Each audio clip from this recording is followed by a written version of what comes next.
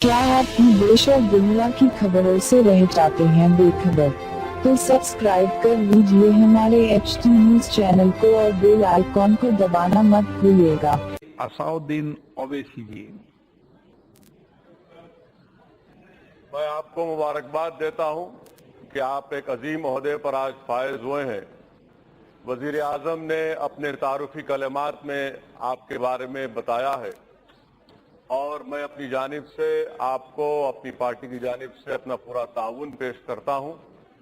और सर, मैं आपको बड़ी एक बात याद दिलाना चाहता हूं बड़ी हम्बलनेस के साथ कि जिस अजीम ओहदे पर आप आज फायज हैं, मेरी आपसे उम्मीद है और गुजारिश है कि हमारे मुल्क की जो theory of separation of powers है, आप उसकी हिफाजत करेंगे। सर, मैं आपको याद दिलाना चाहता हूं, अब यकीनन काबिल है कि बरतानिया की जमहूरियत में उनके शुरुआत के दिनों में जमहूरियत की और पार्लिमानी निज़ाम की आज़ादगी को हिफाजत के लिए कई स्पीकरों ने बादशाह वक्त के आगे अपनी जानों को कुर्बान कर दिया।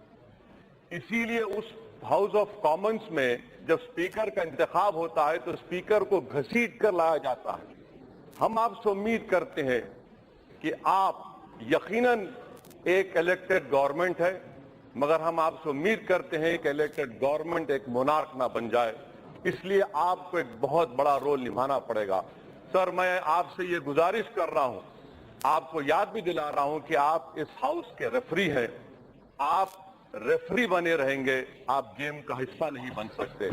सर, आखिरी बात यह है कि आप राइट साइड से आए हैं, आइडियोलॉजी भी राइट हो सकती है, मगर आपसे मैं गुजारिश कर रहा हूं कि लेफ्ट साइड भी नजर करम करते रहिए। मेरी आपसे गुजारिश है कि आपकी आइडियोलॉजी यकीनन कौलन शद्दर होनी चाहिए और इस पार्लिमानी निज़ाम को हम बेहतर से बेहतर चलाएंगे। आखिर में सर, मैं आपको याद दिलाना चाहता हूं बड़ी हम्बलनेस के साथ कि आपके इख्तियारात बहुत ज्यादा हैं।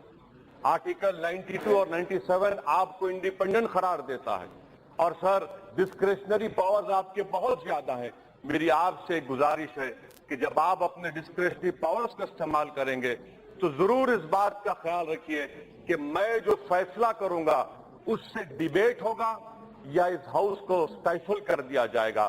सर, स्टैंडिंग कमेटी के बारे में मौजूद रुकन ने कह दिया है, अगर कोई मंत्री आकर आपसे कहेगा कि मुझे जल्दी इस बिल के पास कराने के लिए, तो सर ये आपके उस अजीम चेयर की तौहीन होगी, क्योंकि पार्लिमानी निजाम में स्क्रूटनी बहुत ज्यादा है।